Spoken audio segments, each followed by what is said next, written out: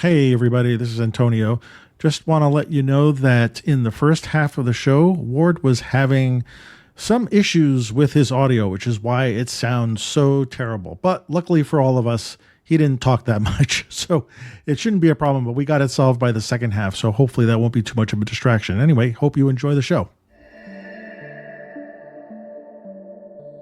Photography isn't about just pushing that button. It's about the experience of being there.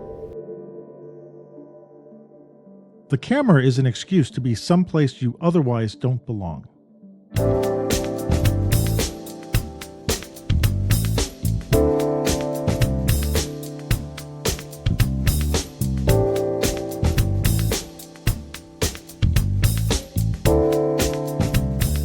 Hey, welcome to the Street Shots Photography Podcast. This is Antonio. And this is Ward. And we're at episode 241 for the end of October. And 241 happens to also be, coincidentally, the country code for the African nation of Gabon. I'm going to stop right there because I don't know anything about that country at all, and I'm not going to offend anyone by saying any more. Exactly. But what a coincidence, right? Who would have thought? But anyway, we're also joined by our brother in light, fellow friend and photographer and writer, Dave Szweduik from parts up north. Where are you? Up in Minnesota, man. North of you, Antonio. Yeah, northeastern Minnesota, very close to the Canadian border. Yeah. How's your weather been lately? Annoying. It's been too cold to get out fishing because it's 40s and stuff, and at certain times, and real windy and rainy, but it's not cold enough yet for deer season, which starts in a week. So I'm kind of in a middle zone. It's been getting in the 60s during the day, which yuck. This time of year, I don't want that. Really? Give me good. No, give me good hooded sweatshirt and jeans weather. Let me tromp around the woods and wear, just comfy clothes, not too cold, not too hot, but I'm just complaining. I'm that guy complaining about the weather, the clouds in the sky, shaking my fist. Well, 60-degree weather. Yeah, it's that in between where it's not quite. It's kind of annoying. I just bought at Costco. I just bought a heated vest, thinking that I'm anticipating a Midwest winter. I don't know what it's like, but people are telling me, well, it's not that bad compared to the East and stuff. So I was like, I don't know if I just blew $40 on a powered vest or something like that. But I have one I use during deer season, and it can be a lifesaver because it really? just keeps your core warm. Yeah, it's nice. It doesn't you're not sweating, but no, but it like when your core is warm, then you feel like your overall is warm, in some way. Yeah, maybe not your extremities. And I don't know if there's any truth to this, but in my mind, I've always thought if I can keep my kidney area warm and my core where your chest is, because all your blood's filtering through there out to your extremities and everything else, it just helps you feel a little warmer. Now, whether you actually are or not, that's another story, but. They've been nice in the deer stand, that's for sure. All right. Well, it'll probably help me at the Huskers game I'm going to on Saturday. Yeah. So, we went. I'm carefully dancing around that because I got a message from you not long ago. Oh, it looks like we're playing each other. And I full disclosure, I have not been following much football this year, box scores, but it appears our Gophers went in and had their way with your Huskers a short time back. And yes. And I was surprised because I thought Nebraska would have just run all over us, but years past they would have. But I was surprised when I was like, oh, who won? And you're like, you guys did. I thought, oh, man. Sorry, man.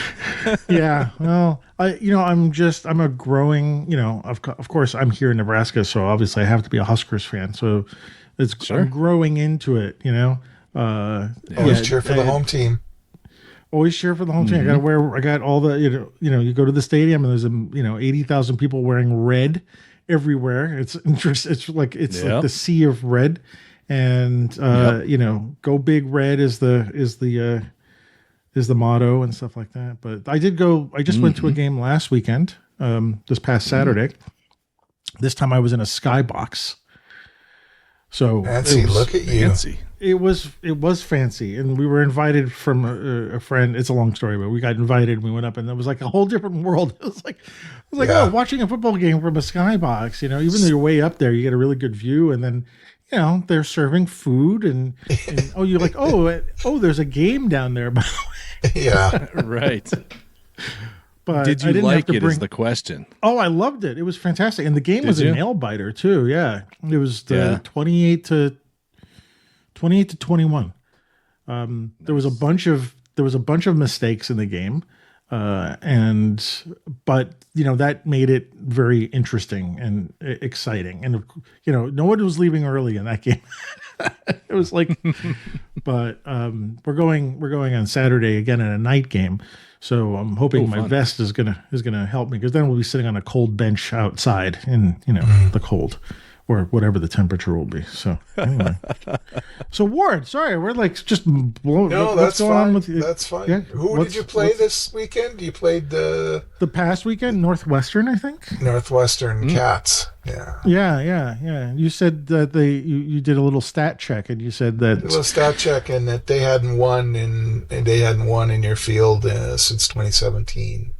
And then they were a strong team, but you guys had kind of the slight statistical edge, and it's pretty much how it turned out. So I kept that in mind when I kept those stats in mind when I was watching the game. I was like, Ward said that.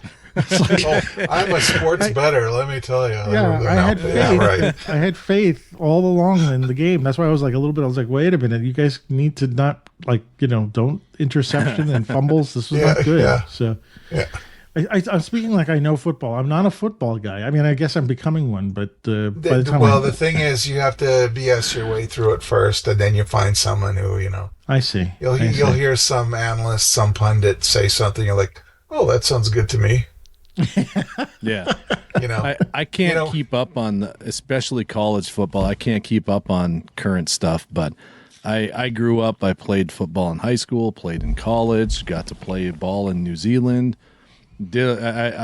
Football was one of the things I lived and breathed for many years, and now I'm glad I never went further, because I would be a crippled up mess as an offensive lineman. That was what I played. Oh, yeah, I played the center very briefly in high school. Yeah. I mean, just the years I played, I ended up with a back surgery at 28 years old, and shoulder issues, and so I'm in one respect glad I never played longer, but I still love the game. But now I just find I cannot make myself sit down in front of a TV to watch football in the fall, my favorite time of year, when I just want to be outside. I want to be out with a camera or be out in the woods or whatever it is. I can't glue myself to a television to watch it. I'll check a box score. I'm good. That is fair. Well, I'm like, I don't know all the subtleties of football, although I got to see some of it. Like I was like, like understand something that was going on, and people are yelling, and they're like, okay. It's very interesting watching it live, like in a stadium, because you're looking for. I mean, they do have replays, but looking at the field, waiting for a replay, and I'm also looking for that blue line that's showing me the first down thing, and it's not there. They're guys with the poles with little flags on them. That's your down marker. I'm looking for the blue lines there, and that's not there. But I will say it was. I will say it was really a nice experience. And then the previous game that I went to, we were outside, and when the team scores, they get fireworks, and then people that you don't know suddenly turn around and give you high fives. And I was like, okay, that's. But I can see that. It's really interesting being part of this. Like I lost my.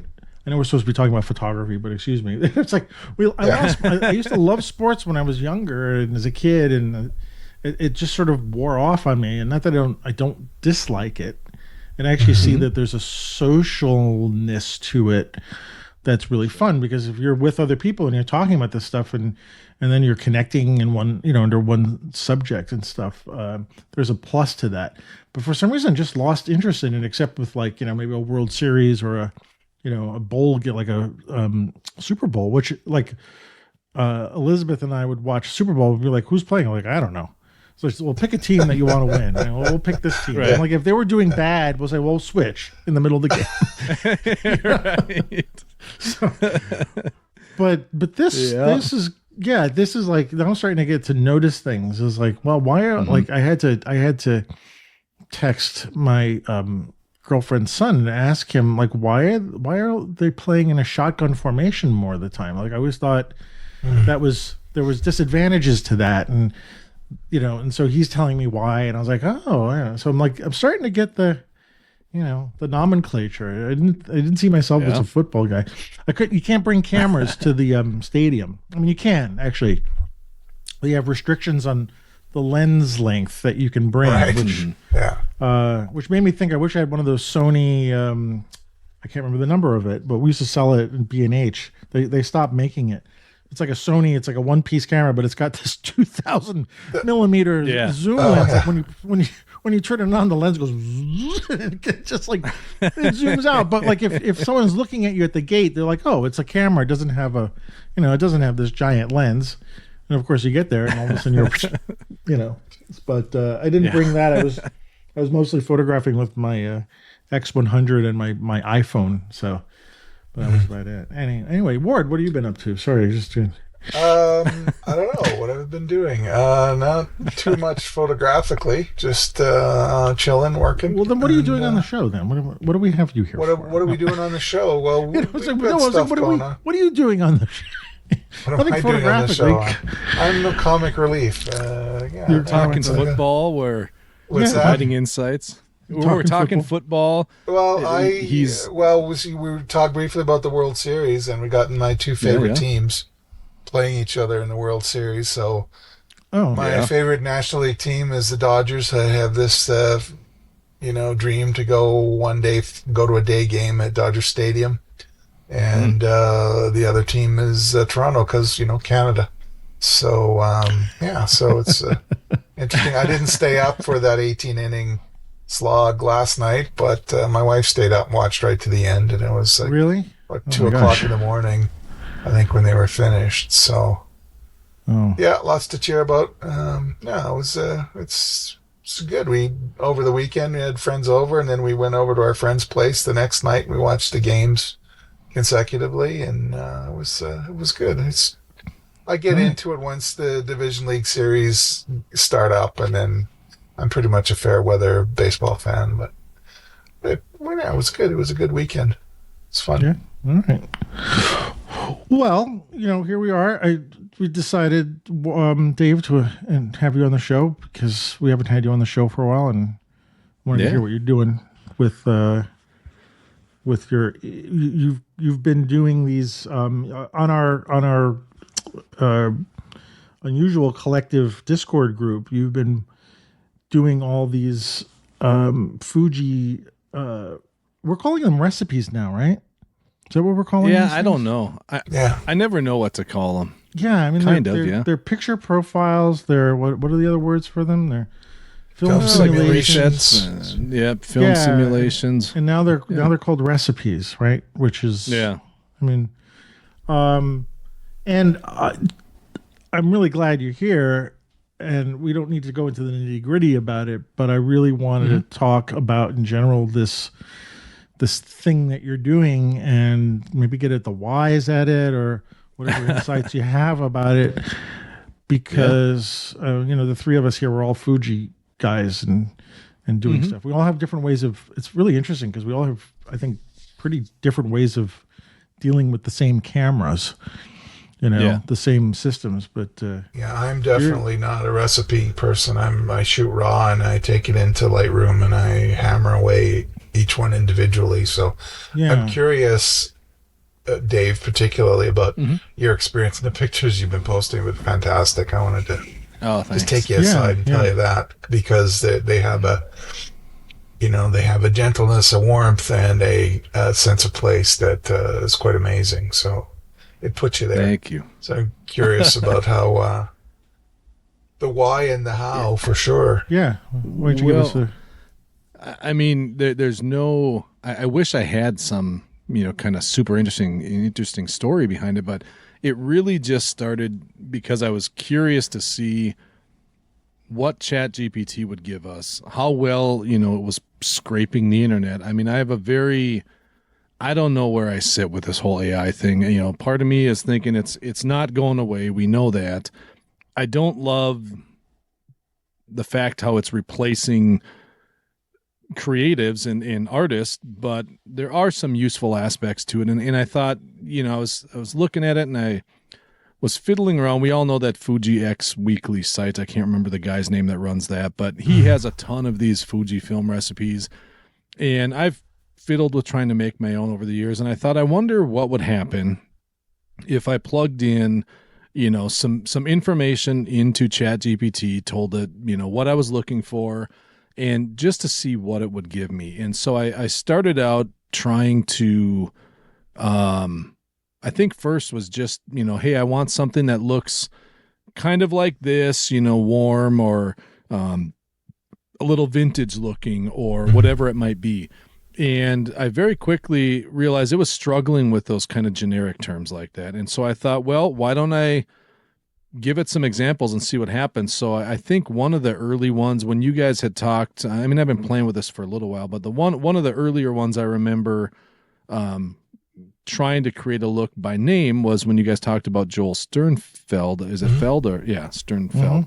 A while back. And I said, I wonder what it would give me if I told it to create a Fujifilm JPEG film simulation recipe, whatever you want to call it, to try and mimic the look he had. Wow. And shockingly, it's not exact because you're not going to exactly replicate, the film and the lenses and the developing and everything, but it came out pretty solid, and there's a few tweaks I've made.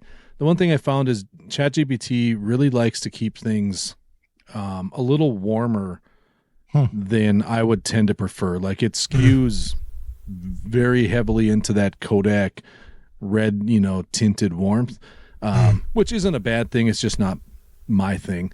And I like some warmth, but I don't like it to feel like it's looking through a yellowed over, window, film, windshield, something like that.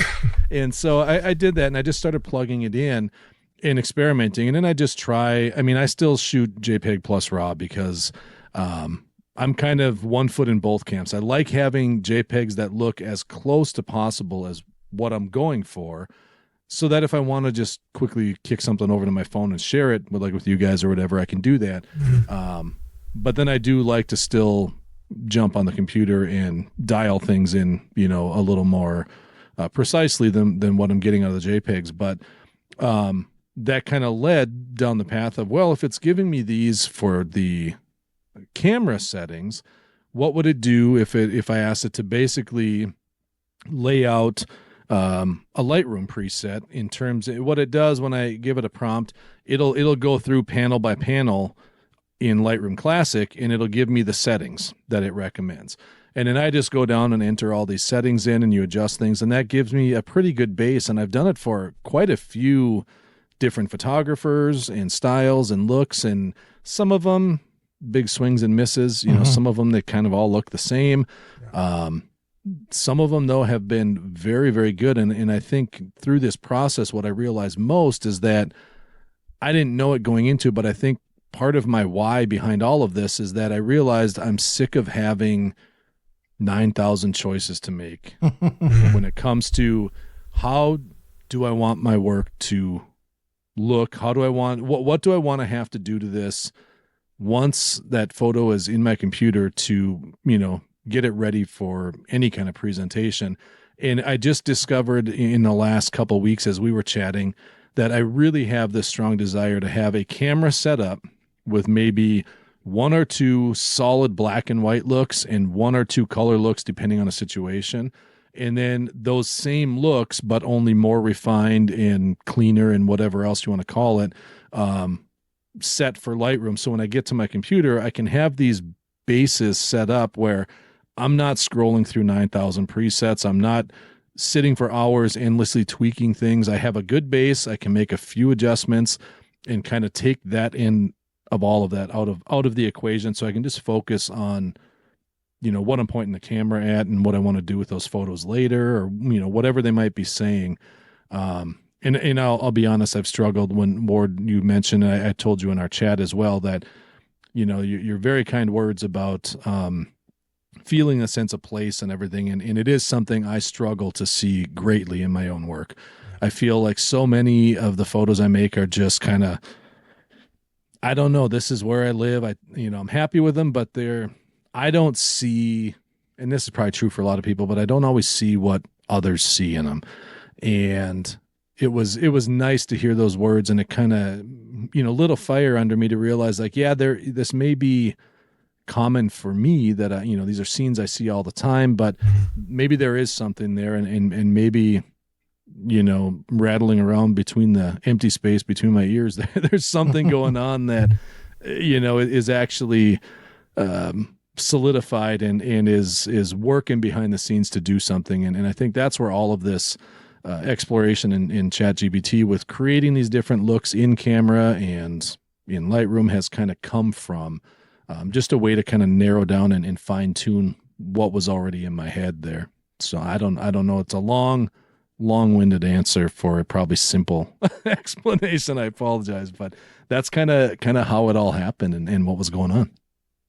I don't know. I want to say it's simple, but when you're talking about this, you're reminding me of, I don't know, a few episodes ago. I guess I had just moved to Nebraska, but remember I was talking about that I found a preset in Lightroom that I jived together with pictures I was taking here, and they really resonated. Right. And now now that it's not summer, because this was very much like a summer kind of thing because of the light, because here the light is just like, it's just sun, it's like really bright, and it's almost the kind of light they would say don't photograph it. And I was like, but this is what I have, and how do I make it work? And when I found this preset and color variations that I liked, it sort of drove me to go and photograph things so that I could then apply this preset to, and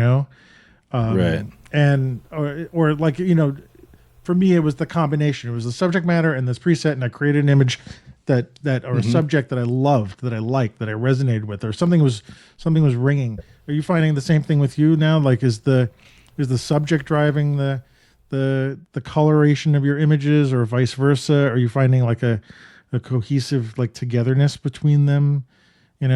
I don't know. I guess I hadn't thought about it in that respect.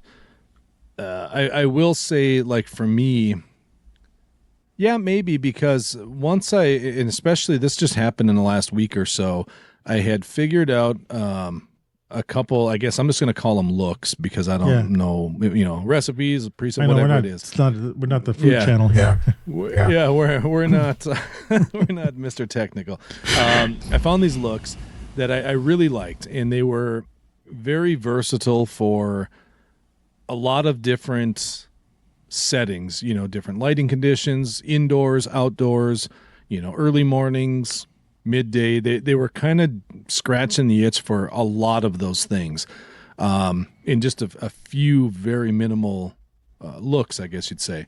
And because of that, I found in the last week or so, I've been out with my cameras more. I seem to have found more catching my eye lately, and I don't know if that's just because I know these looks are going to work and I want to see how it's going to look, or if it's just something else, all of it playing together that kind of woke something up, or what. But I definitely have been out with my cameras more, which has been good, and I've caught some great light.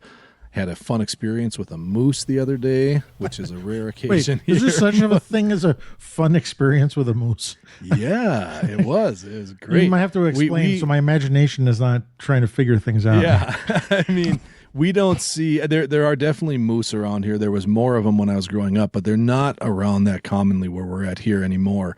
They've just, between moving out, their habitats changed, and a lot of wolves have really dwindled that population. And usually, if I do see one, it might be once every 2 or 3 years. If I'm out and about driving around, I'll see tracks now and then, usually once a year. But the other morning I was out, it was right at dawn. I mean, the sun was not even cresting the tree lines yet.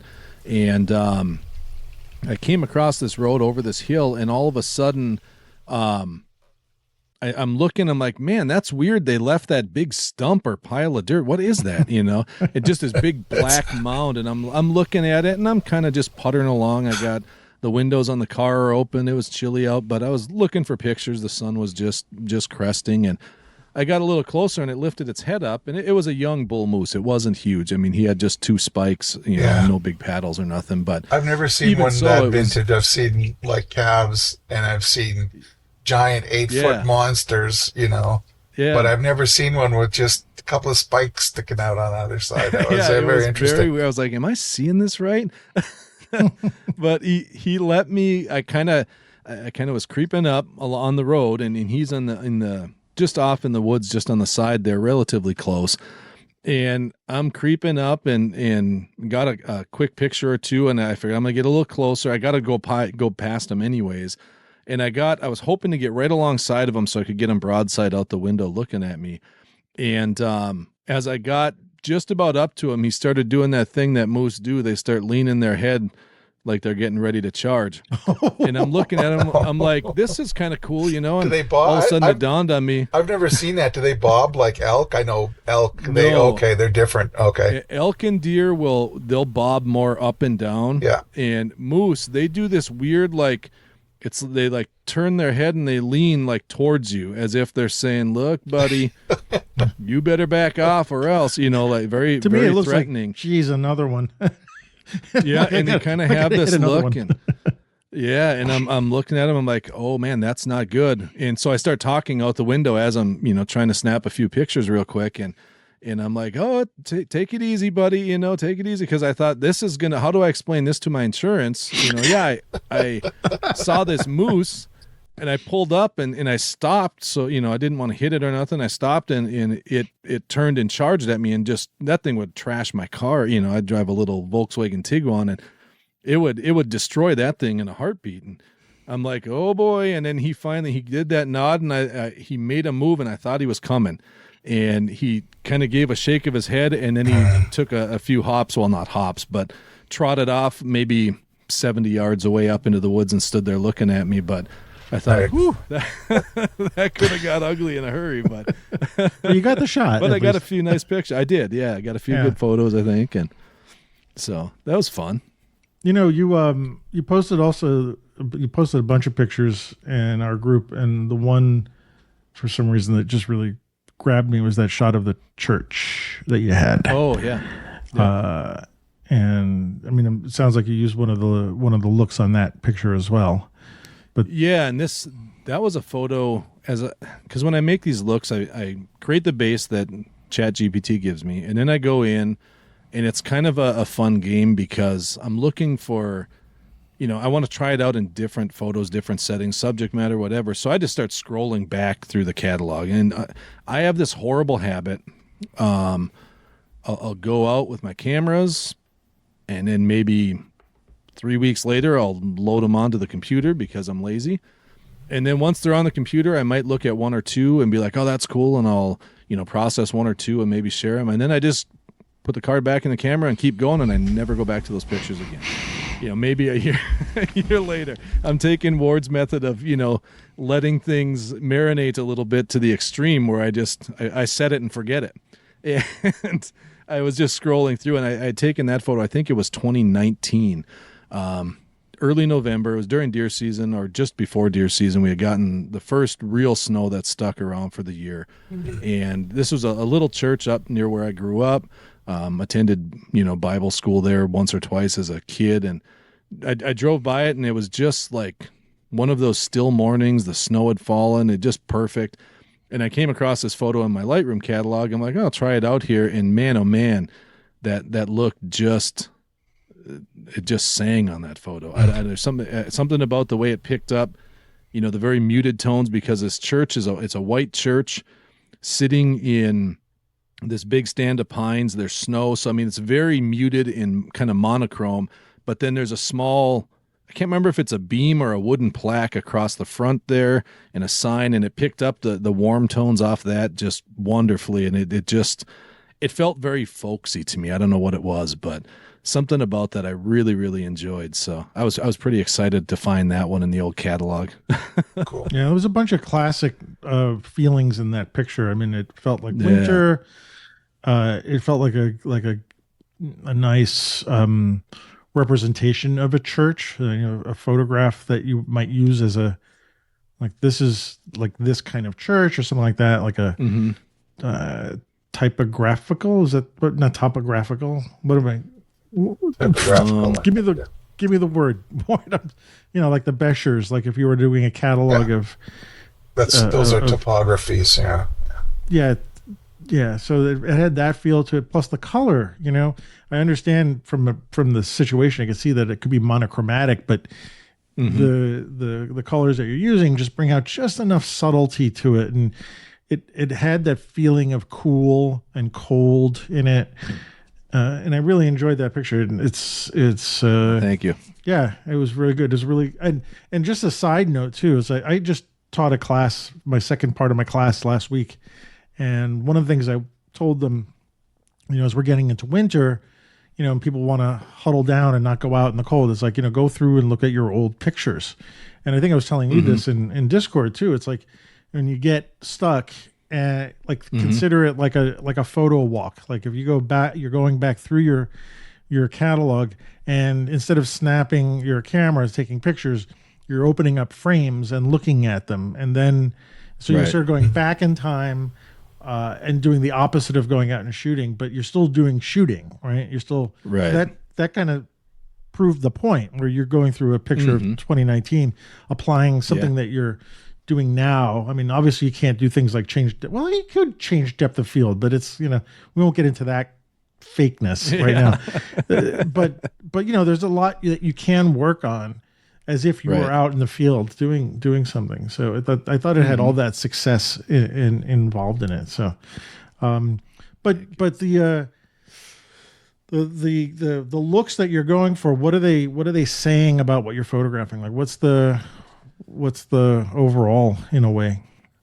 I don't think when I'm approaching these looks, I don't think it's been from a standpoint of wanting it to say anything or necessarily even be, how many times over the years have we heard about and talked about, the idea of developing a personal style.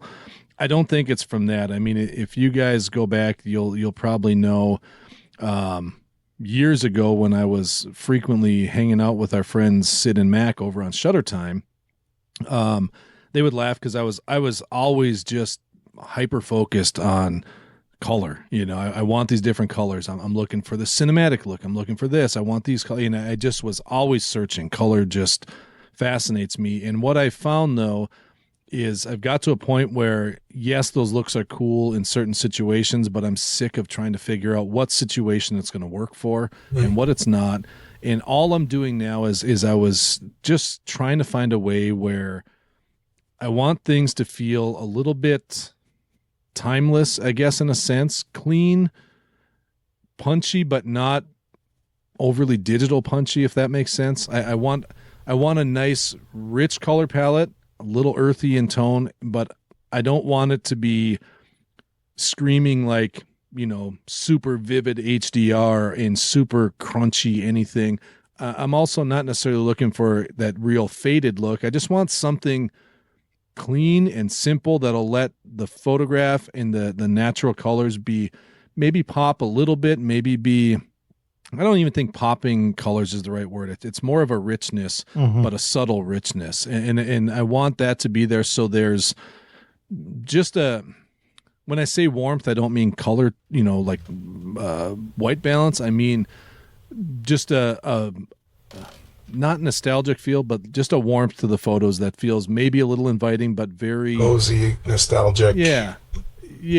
Along those lines. So I think that's all it is. And I'm finding maybe it's just age as I'm getting closer, pushing 50. I'm realizing like I don't want, the big flashy stuff. I'm not looking for the Marvel movies, so to speak. I'm looking for, those quieter pieces that feel like home to me, color wise, and closer to what I was feeling in that moment. So I don't know how to explain it any better than that, really, and that's kind of a word salad there, probably. But well, you explained it enough for me to think. I was just looking at some pictures, which I meant to put up on our group, but I haven't yet, on Facebook, and it was from a Mamiya 7 group. They wanted me to join Mamiya 7, and I guess it's a film group. So Mamiya 7 was Is that a square camera? I think no, it's a 6x7. You can switch 6x6 or 6x7.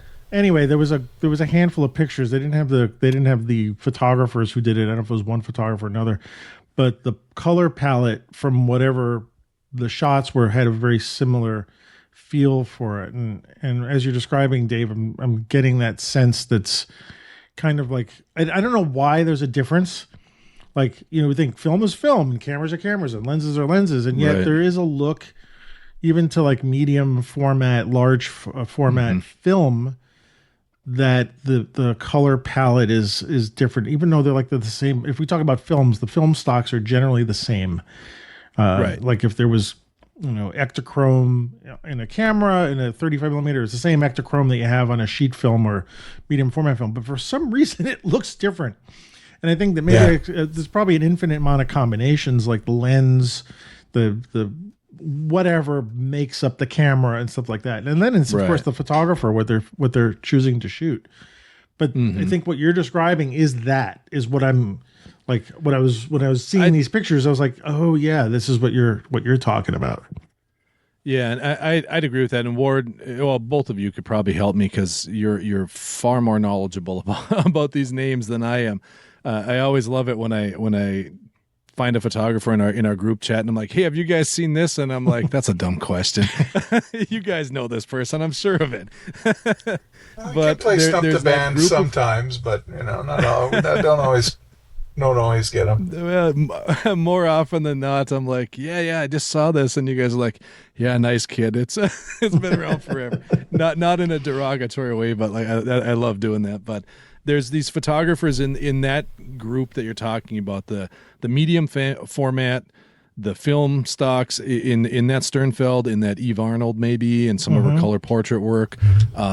Stephen Shore to a degree, although some of his stuff looks a little more modern and different, but there's a lot of them.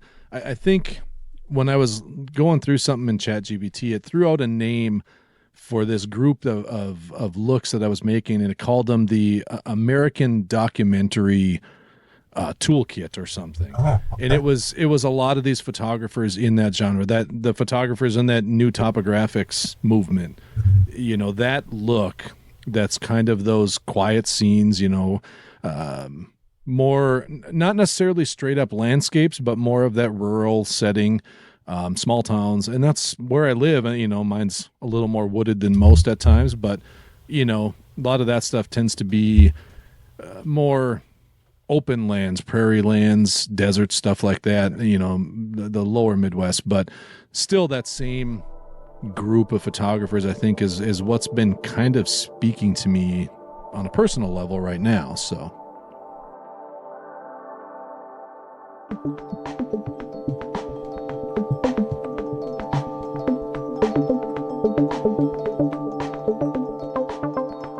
So there's something with these photographers, though, Ward. There's something you recently put out, which is over on your Substack, talking about the journey versus destination photos, right?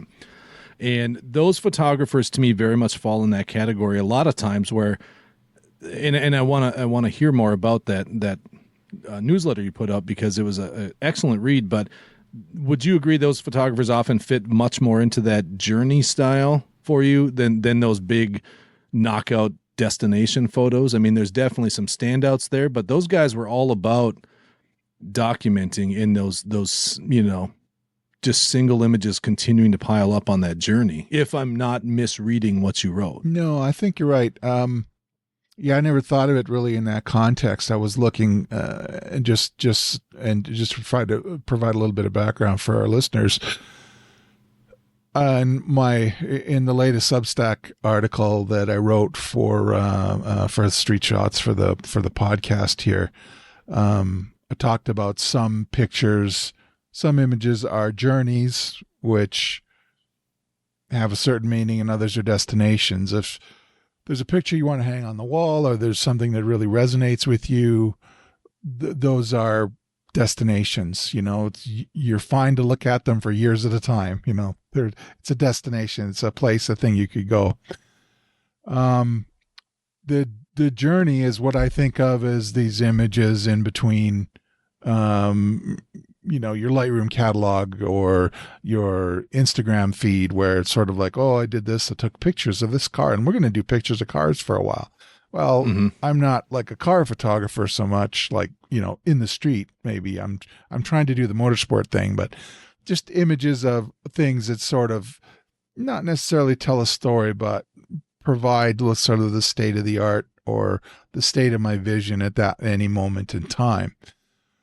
So when we're talking about the new topographics photographers, absolutely, I think those are journey images for the most part. They're designed, I think they were originally envisioned as hanging in galleries where you could walk through and you could see this image and that image.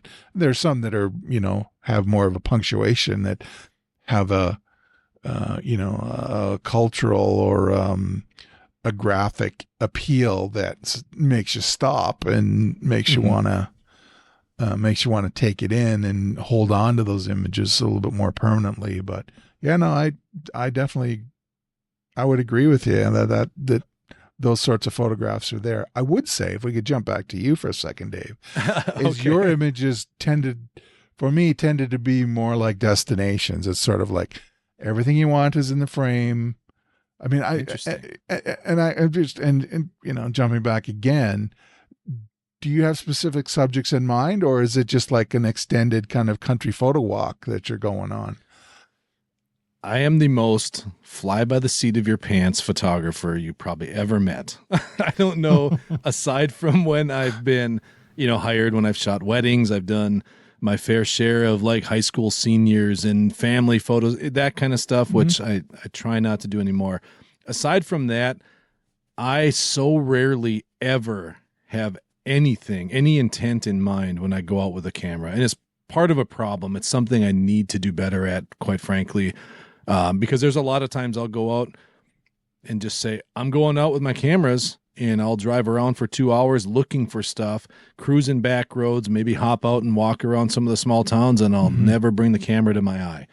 And those moments, I need to get better at having something at least in the back burner going, like, well, I can always add to this project I've been kind of loosely working on. But no, to answer your question, I rarely ever have anything in mind as far as a project or idea or anything I'm building towards. It's much more of a let me see what I come across and find, exploratory, I guess you'd say. Yeah, cool. I actually got that exact same question at the tail end of my class last week. It was a very interesting question about whether you go out looking for things with a sense. I mean, like I said, or like you said, you have sometimes a project in mind and you're doing that. Or I often tell students to have multiple projects running in the back, in the background, so that if you see something that fits your your project. But I'm not necessarily going out and looking for things too.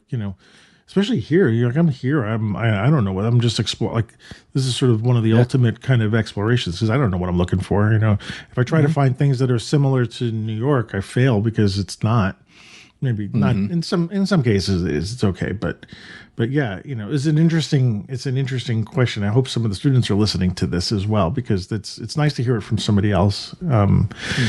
But Ward, actually, I want to hit this article that you wrote in Substack, because I read it a couple times, and to be honest, I thought about it and I don't fully get it, and for some reason.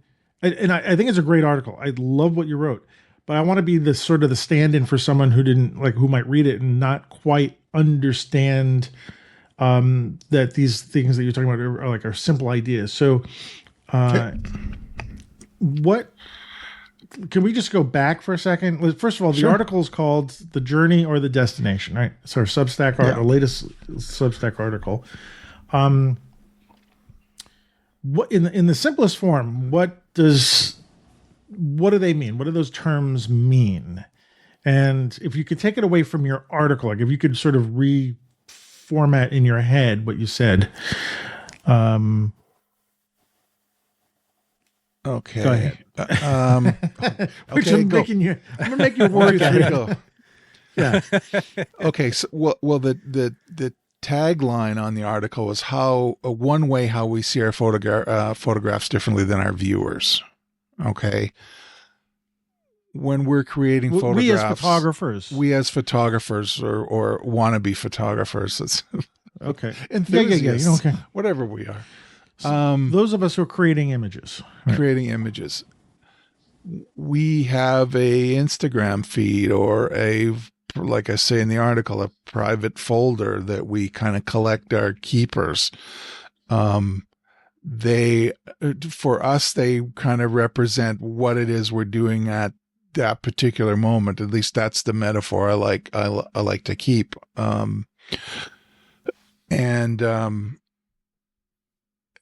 There isn't a great, like, kind of a perfection or a completely finished aspect to an image where the expression I used was rings all your bells.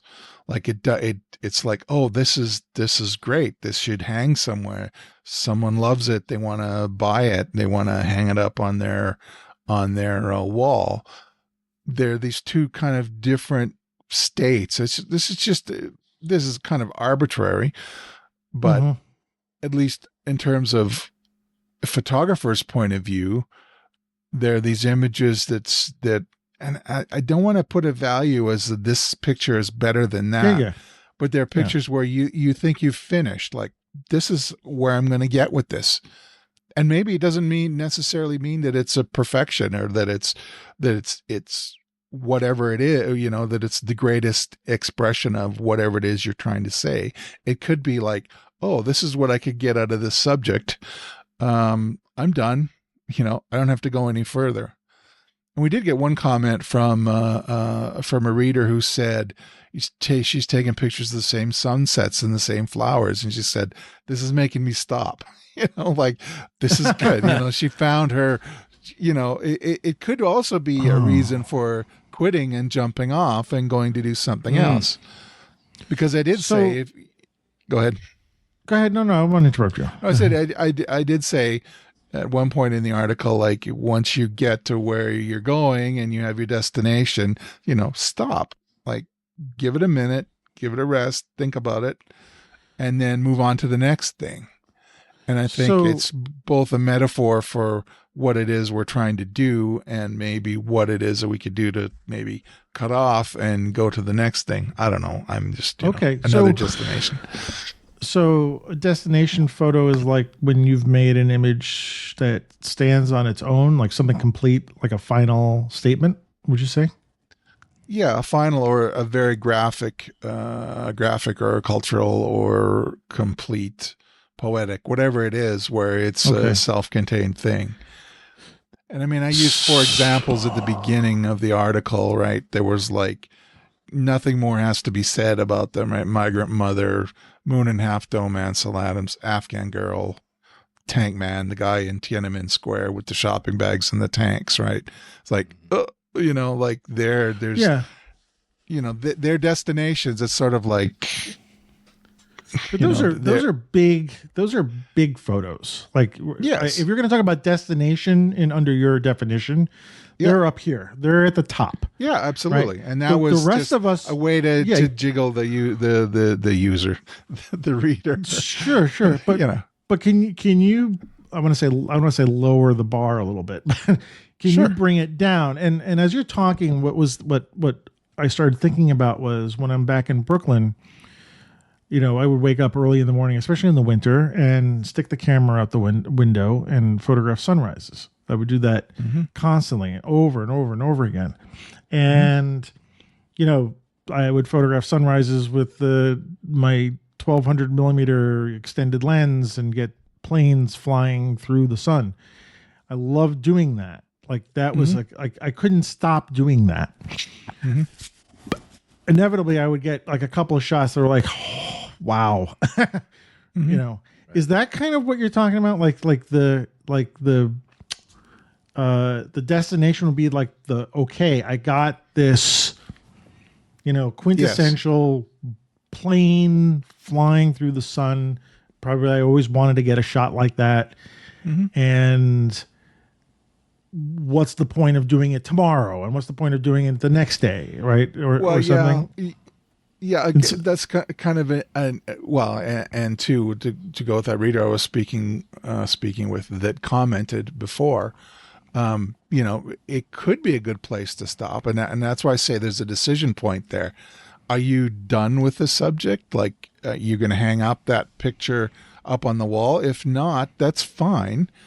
There maybe is a possibility of you being able to take more pictures of the planes flying through the sun.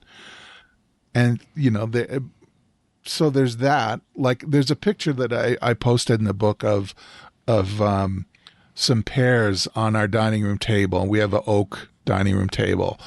And I was just doing some still life, and I was playing around with a little bit with these 7 Artisans lenses, and I was playing with the Kodachrome. I think it was a Kodachrome look, print recipe, whatever you want to call it. And it was this muted thing. And I thought, for me, that was like almost like the jackpot. I'm like, this is very painterly. I'm not going to do any better than this. I'm fine. I don't have to revisit it. That's my idea of a total destination. It is a kind of, we can say perfection if you want. It's a little, a little bit, perfection is different for everybody, right? But I mean, like, there's nothing more I could say in that particular context. I was very happy with that picture, and I have no need to go back and visit that subject matter unless I get, compelled to do it in some other way. But I'm like, wow, okay. So I basically did what all my intention meant it to be. And I got there. So, and that's for me as the creative person, as a viewer or buyer of our images, or someone who likes our images, the destination for them are these pictures that really speak to them to the point that they want to comment positively on what it is you've created, or want to buy a print. And it's always interesting, the people that buy prints, they don't necessarily pick the same pictures that I would call destinations. They would have some other meaning for them. I mean, their destination, the context could be like, I sold a picture of the clubhouse and the church that are standing, and the clubhouse is not there anymore, at the Hand Hills Lake Stampede by the lake.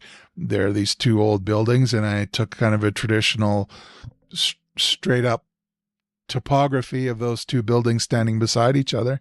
And the woman who grew up in the neighborhood there said, I got to have that. So I made a print for them, and it's hanging up in their living room, actually.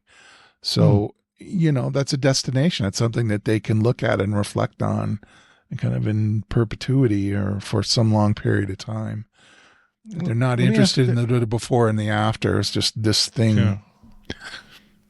I was going to ask Dave if you have an example of something along the lines like I was talking about. Regarding which part, like the destination, like, when I was talking about my constant desire to photograph these sunrises every morning, and continuously going after this destination image, which I would capture numerous times. And unlike what Ward discusses in his article about like taking a breath and a pause, like I wouldn't do that. I would just, because there was some, I don't know, for me it was an addiction. It was just like, oh, I got it once, I'm gonna get it again, I'm gonna get it again, I'm gonna get it again. And like, rather than taking the advice in the article about like, okay, well, hey, this thing I'm doing daily, literally, is my I'm interpreting this, by the way, Ward, into myself. Like, is my energy spent is better spent someplace else?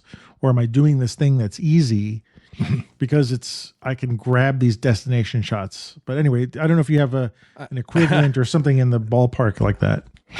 I don't know if I have an equivalent, but I can tell you I'm sitting here thinking those similar thoughts, because a couple thoughts jumped out at me, because when Mort mentioned earlier he sees a lot of the photos I've been sharing with you guys as the destination photos. And first off, I'm happy to hear that, because I'm very hard on myself with that stuff, like most people are, and I don't see it as a destination. I think the biggest takeaway I got there is just how starkly different the photographer's idea of that destination is versus the potential viewer of that image. You know what I mean? Mm-hmm. And it got me also thinking, like, okay, with my own work, or like with your sunsets, this is the stuff that, I mean, this is just where I live. It's the stuff that I photograph the most. And if I put aside the thoughts of, well, should I be doing something else? Should I be taking another journey and give this a rest?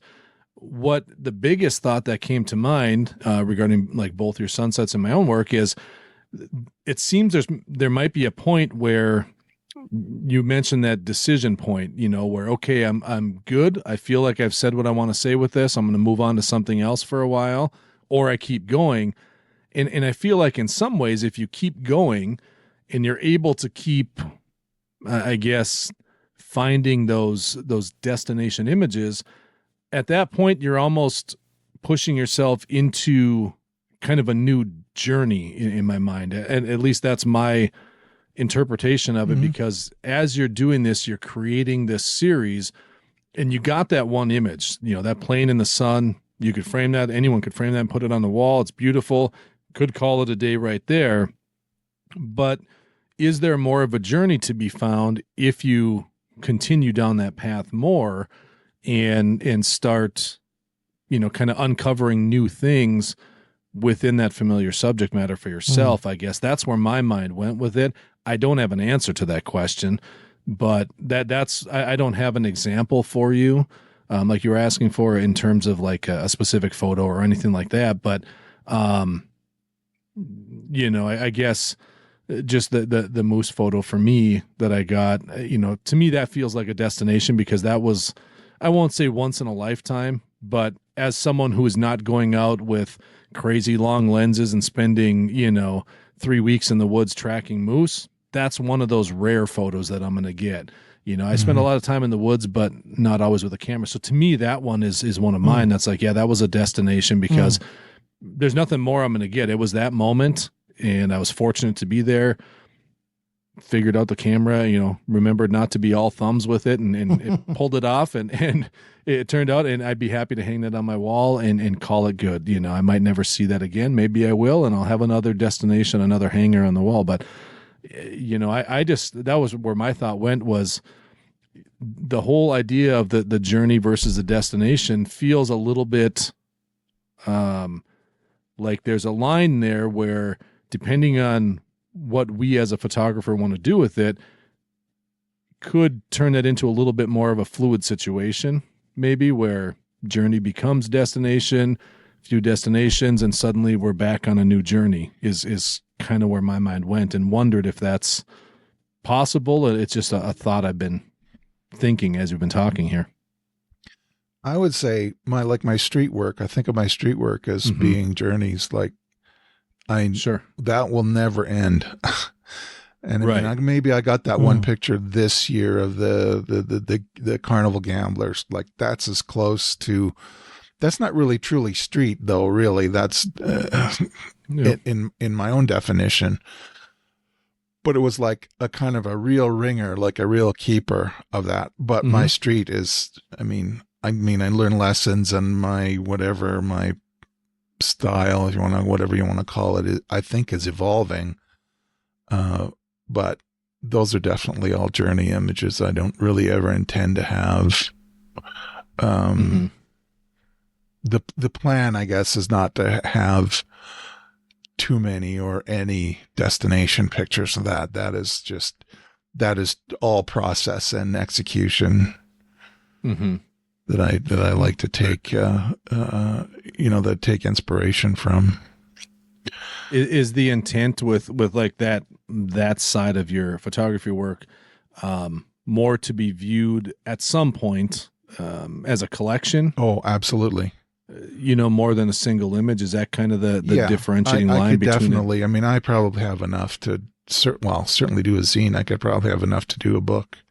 I mean, I'm at Stampede's heads when I'm closing in on 200 now, I think.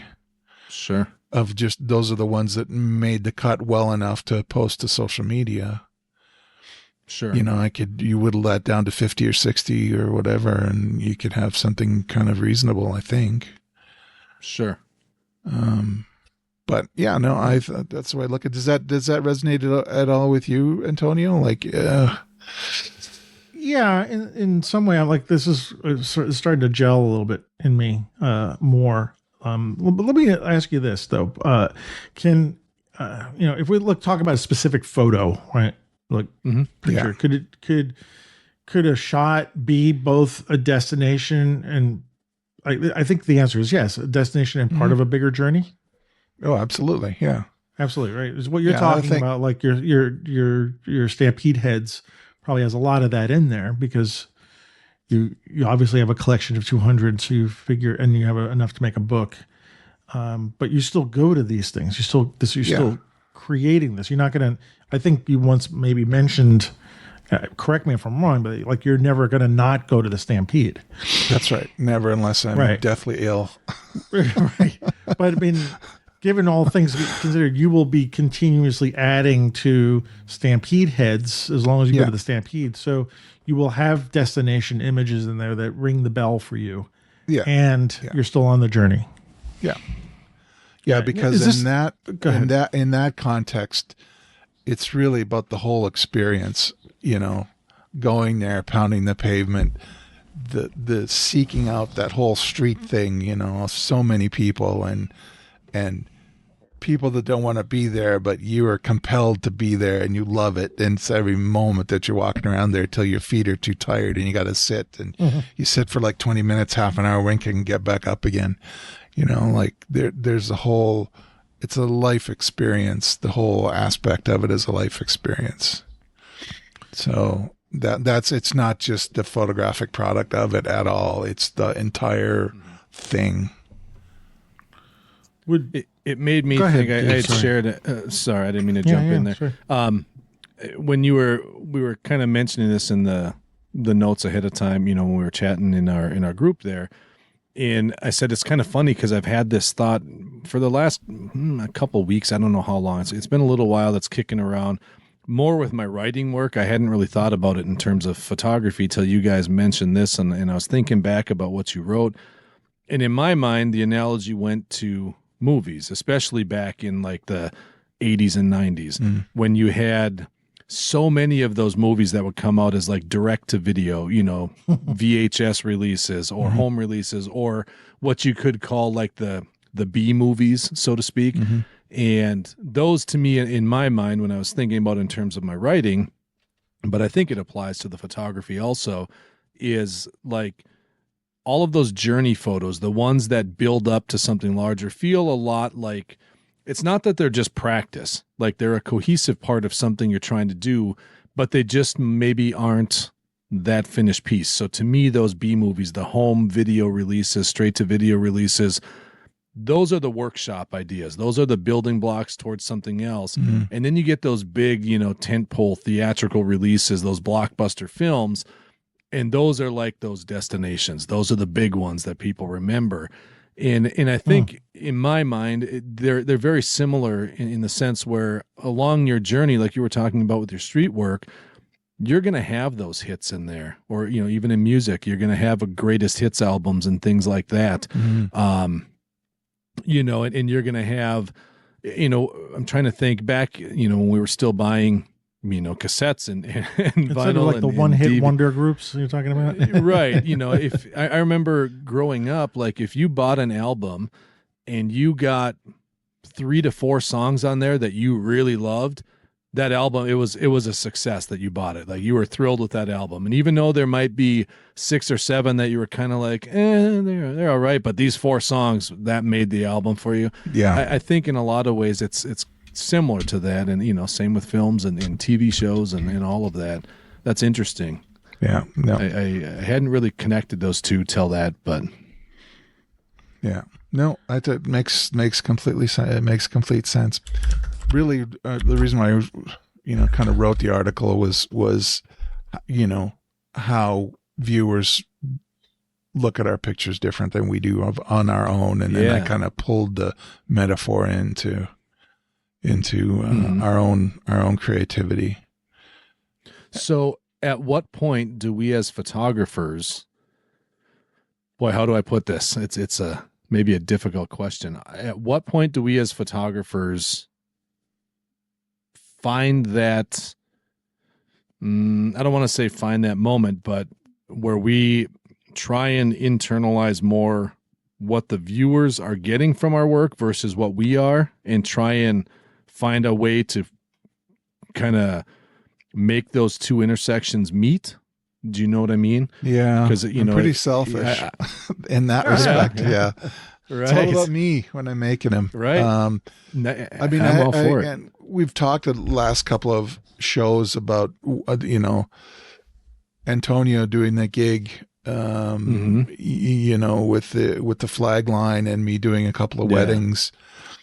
And those pictures, like, I mean, very rarely. I think I got one image of the first wedding that I shot that I posted to social media because it had an interesting graphic appeal. There would hardly, I can't imagine myself getting what I'm calling a destination image out of a gig like that. Right. They're to satisfy somebody else's need or whatever it is. And that I use my creativity to the extent that I can with the gear that I have. Sorry to interrupt, but it doesn't mean that, like, if you are doing work that's commercial, because there's so many commercial photographers out there who create destination pictures. Oh, yeah, that's in not a what commercial I'm saying. Environment. No, Yeah. I get it. I just wanted I wanted to make sure that we like, I understood that, and that was thrown in because, like, we've talked about a bazillion of those guys. Point. Some of them we love that stuff. Yeah, but even, like, sorry, we talk about not to drop a name here, but, like, when you were saying that, the first person who dropped in my mind was Irving Penn, right? And when he was doing some, what I recall is he did all these, like, African mask images that he photographed at a museum. And in a sense, they were kind of like the jobs that we were doing, you and me, like the catalogs or the weddings or the whatever. And yet that stuff stands out on its own, in a sense, almost like destination imagery. It's anyway. So and it was, so some photographers cross, like they can't do any wrong in no matter what situations they're tackling, Yeah. Well, that's anyway, Irving Penn, man. No, that's fine. I know, but it's like, we're talking about a pyramid here, right? There's a very few people on that top of that pyramid who can do that. And it's not something that we can't, like, you can't look at that and say, well, I'm never going to be one of those people at the top of the pyramid.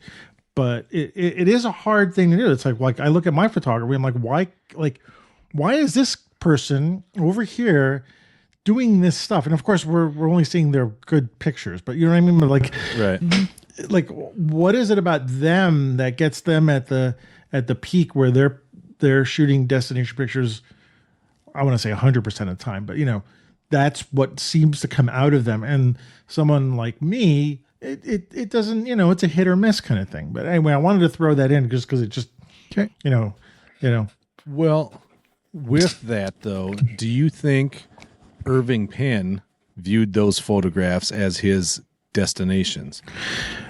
Good or is question. that up to us as the viewers at some point? We're obviously, well past that time, but is that something that the viewer controls and it isn't up to us as a photographer? I don't know. With his work, that would be a good question. I didn't know his personality so much, If I was to put some money down on it, though, I would have the feeling that I think he thought those were destination pictures, like just the caliber of work that he seemed to put out 100% of the time.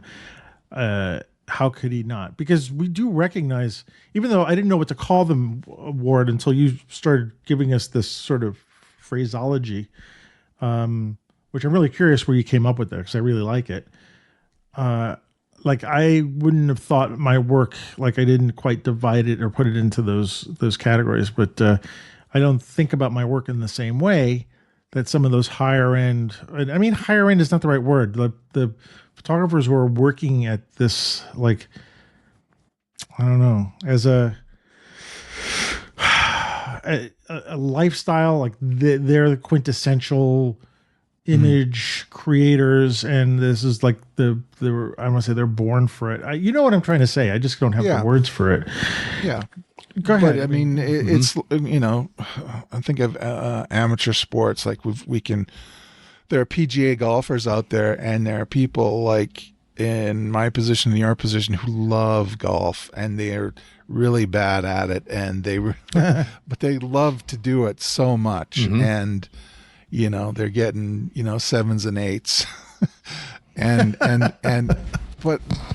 but it's the passion and interest and the need or want to get better. I think it's that, and I don't know. I mean, I like the idea, and when you said, "Where did I get the idea?"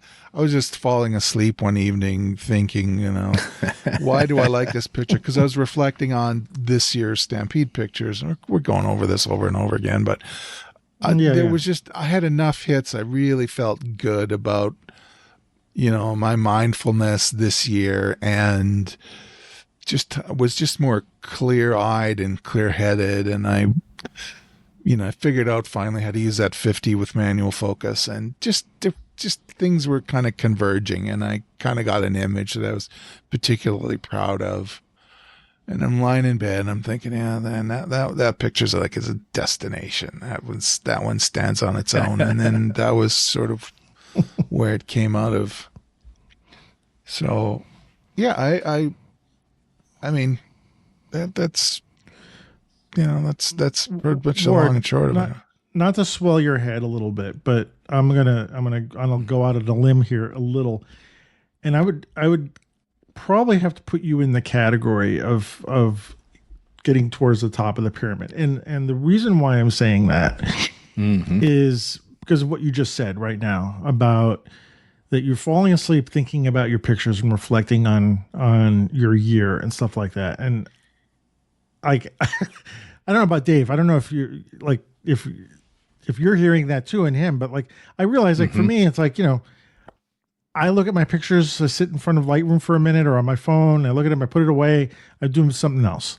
I'm not necessarily thinking about my year of photographs maybe in the same way that I'm seeing Ward doing. Now, that's just me, but like that's kind of what I want to aspire to, because this is one of the reasons why I loved having you Ward being on the co-host of the show, because I feel like I could learn something from you that I don't have or don't have found myself doing, because I envy in a good way, like I want this too, the ability to sort of go through my own work and have those kind of thoughts about them and maybe think about my year this way. And I've been trying to tell students to do this, but it was like kind of like do as I say, not as I do.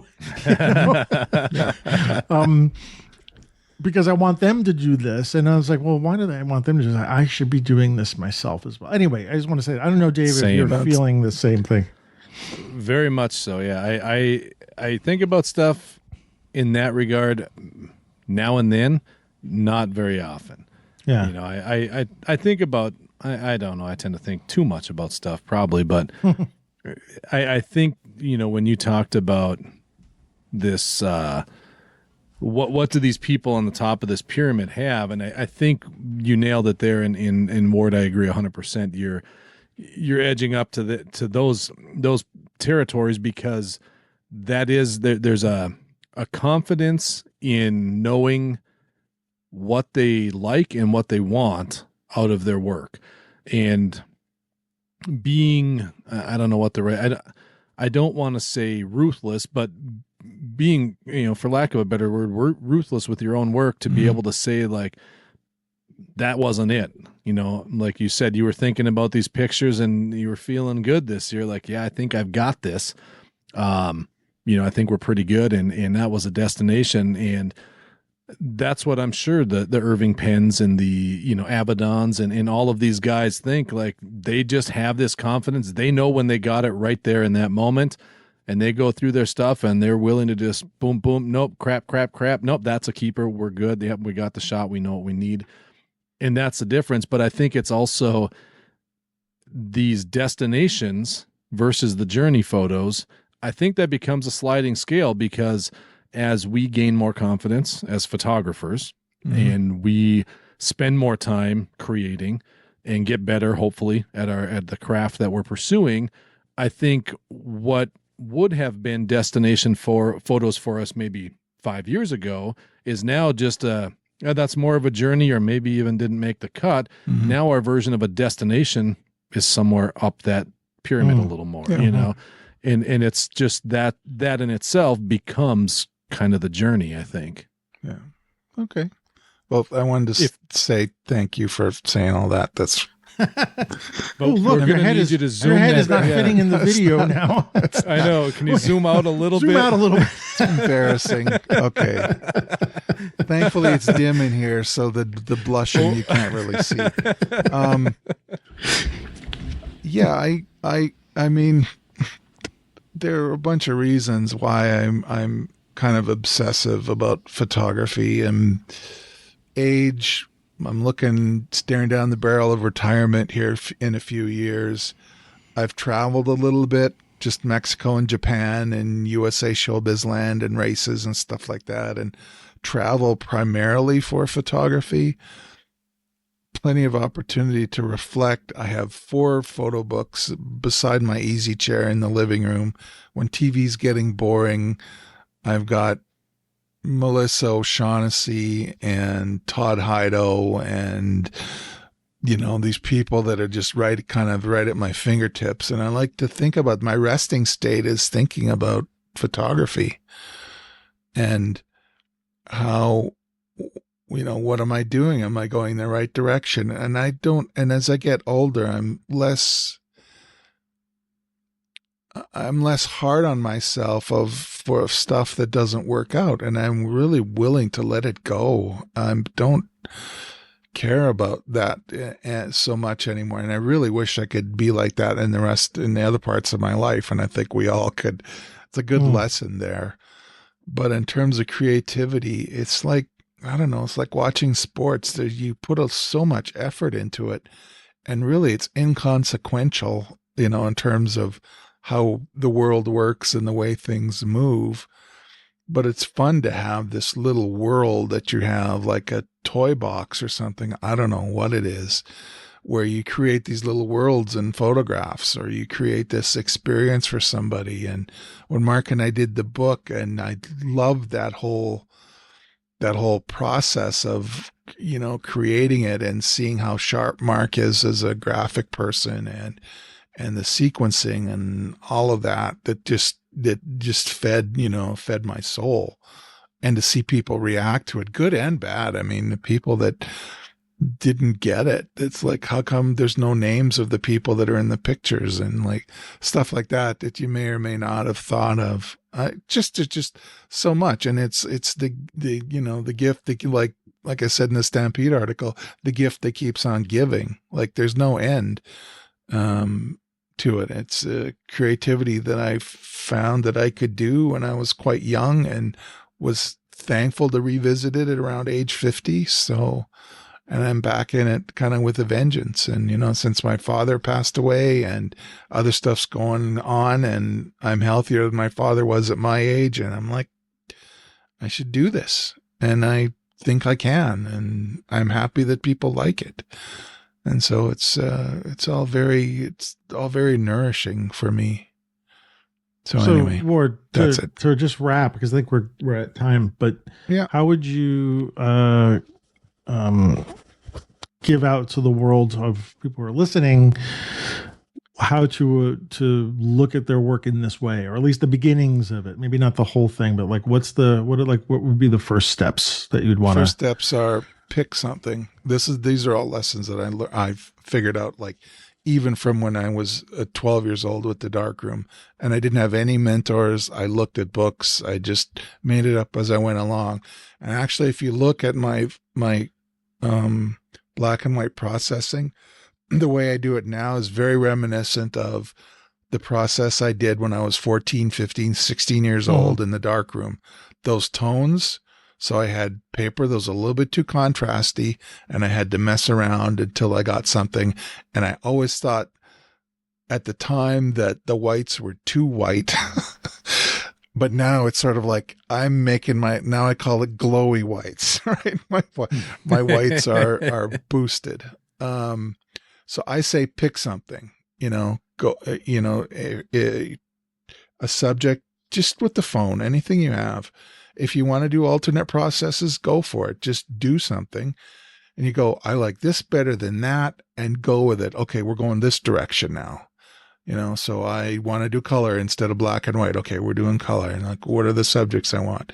Oh, this is not working. You don't have to like what it is you're doing. It's like my interest in photographers. When I'm 11, everyone says Gary Winogrand is great. I don't get it.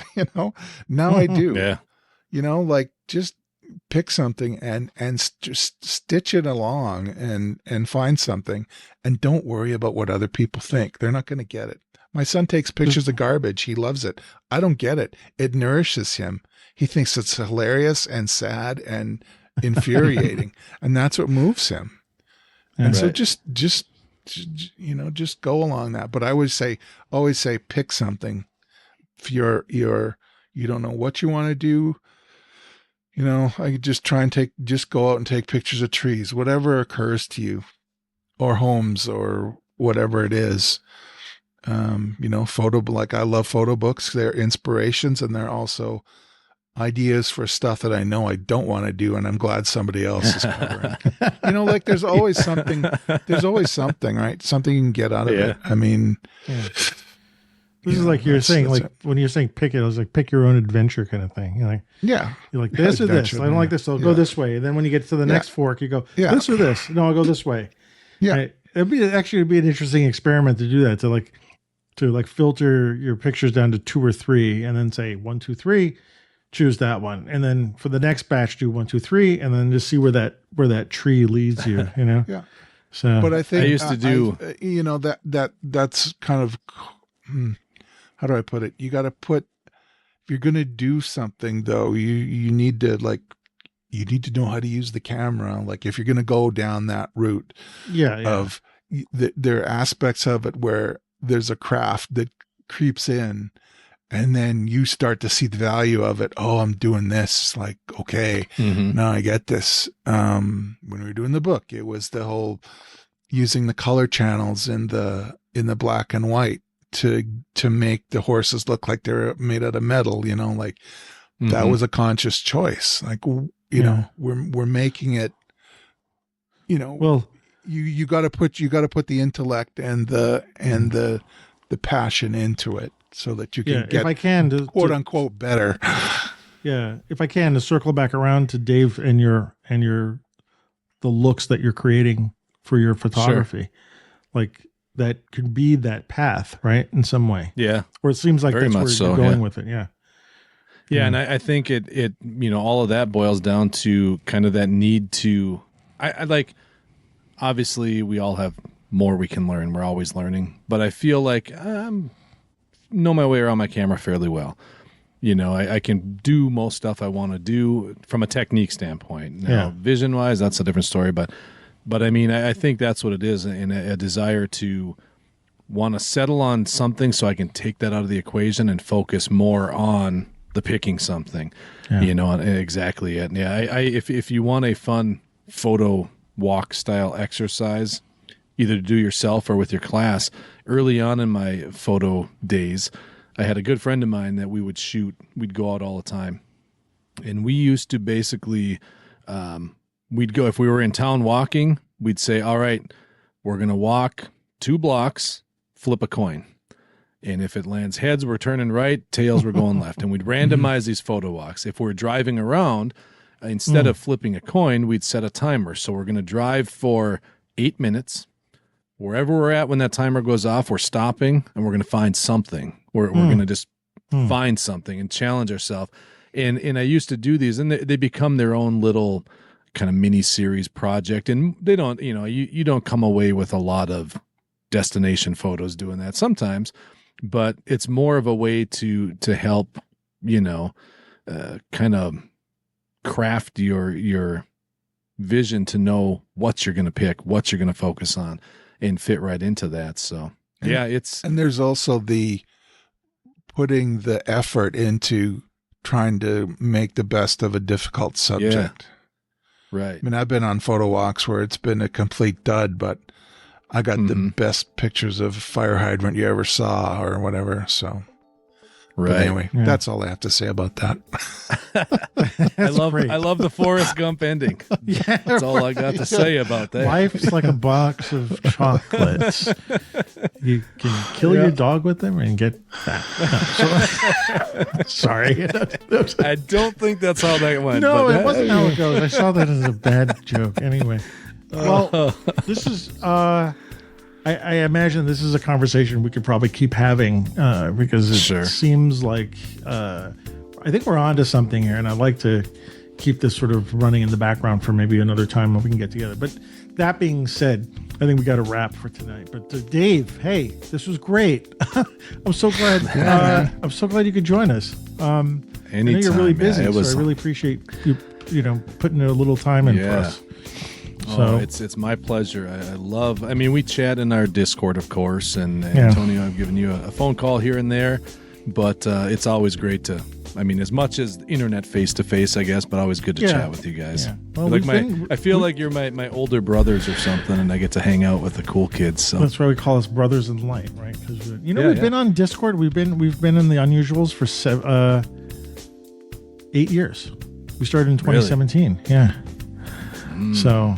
Yeah. I didn't realize it'd been that long. Yeah, and I don't remember when Ward came in, but Ward came in a little bit later. But that's a chunk of time. That's nothing. Yeah, nothing to think about. Anyway, Dave, where can our people who are listening find you in the world? Tell us those places. About the only place I do anything online anymore is over on Substack. So if you go to just look for @Dave Szweduik on Substack, you'll find everything I'm doing over there. So. Okay, and I'll put the link in the show notes so we got that. So yep, yeah. If you link right up to the main profile, that'll give you everything I'm doing. So awesome, great. And Ward, where is the world finding you these days? On Vero, Twitter, X, and Blue Sky, you can find me at @WRosinPhoto. Instagram, I'm Ward Rosin Fine Art. That's where you're going to see most of my stuff. Facebook, I'm on Ward Rosin Photo, and my website is rosin.ca, rosin.ca. That is still working on my galleries. I got a couple more galleries I have in mind, so it'll take a little bit there. Oh, just do Antonio. It. Okay. I can tell you, getting your website up and done is like such a good feeling for me. Yeah. So, where can we find you, my friend? I'm on Blue Sky at AM Rosario. Instagram is at AM Rosario Photo. My website, which I'm really happy with these days, is amrosario.com. Yeah, it's great. It's like, it's one of those things, Dave, when you were talking about like the having the film recipes so that you don't have to think about it anymore. I'm using Squarespace now, and like I don't have to think about my website. I just put stuff up, and so I feel happier about it and a little proud of it. So that's why I show it off. But anyway, right on. Yeah, thanks. On Facebook, though, I post a lot on Rosario Photo, so facebook.com/Rosario Photo, and we also have a Substack. So not only would I suggest you subscribe to Dave's Substack, but subscribe to our Substack as well. streetshots.substack.com. And you can always buy us a coffee to help support the show at buymeacoffee.com/Antonio Rosario.